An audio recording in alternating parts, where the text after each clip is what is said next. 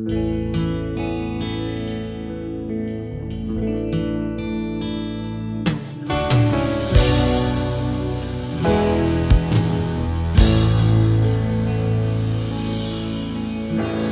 ាប់សំឡេងធ្ងន់ធ្ងរខ្យល់ជុំនៅបោកប៉ះស្លឹក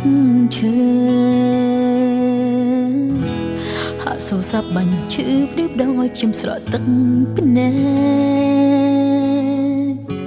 ខ្ញុំស្រវាអោបកាយអោបទ្រុងដែលក្រំគ្រាសងវែង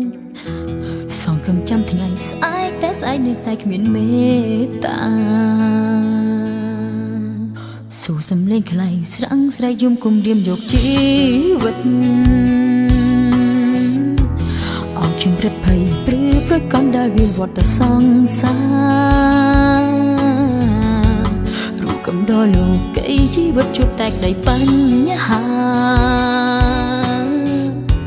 សំបកកាយឥតក្លឹមផ្សារភាពឯការុករៀនចិត្តឈាមកកក្នុងបេះដូងត្រង់តាំងណែបថប់ដងហាទឹកភ្នែកអូនចាប់ផ្ដើមស្រក់ហូរលិចលំទាំងដួងចិត្តឯណាក្តីស្មោះតែឯណាតែក្តីស្នេហា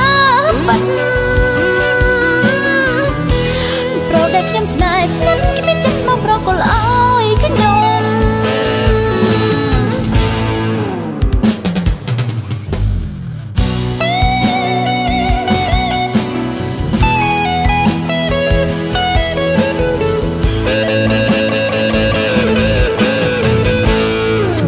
ខ្លែងស្រង់ស្រែកយំគុំរៀមយកជីវិត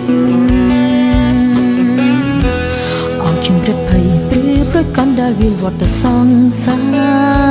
រ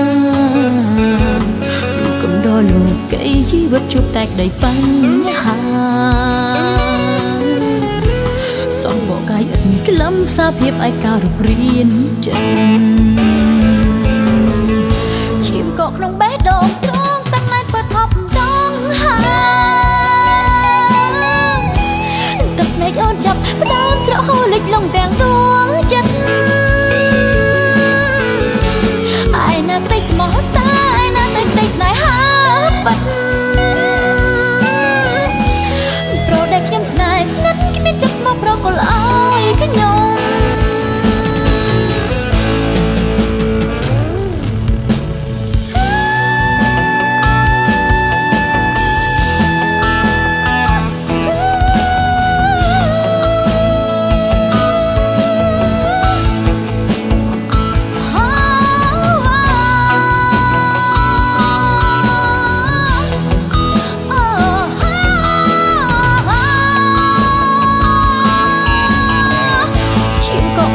ដង